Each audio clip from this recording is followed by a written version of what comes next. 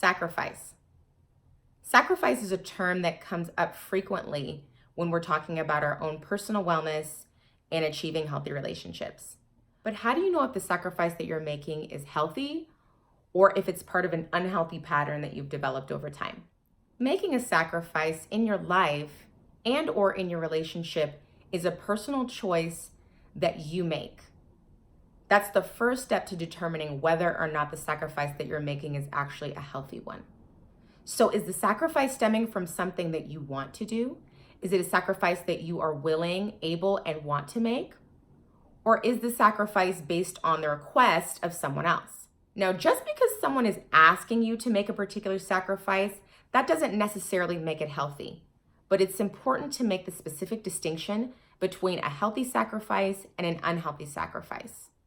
The concept and the idea of sacrifice is incredibly complicated and it's loaded, especially because two people could do the very same thing, and for one, the sacrifice could be healthy, and for the other, that very same act could be incredibly unhealthy. A healthy relationship will never cost you the sacrifice of your health, your wellness, your sanity, or your dignity. A healthy relationship will never require you to sacrifice who you are as a person, all that you've accomplished. So here's an example. Say you're a working woman, you get married, and you decide to have children. After having some discussion and conversation with your spouse, you decide that you're going to make the sacrifice and stay at home with your children while they complete elementary school. Again, a perfect example of someone making a sacrifice with regard to their career, but doing so willingly.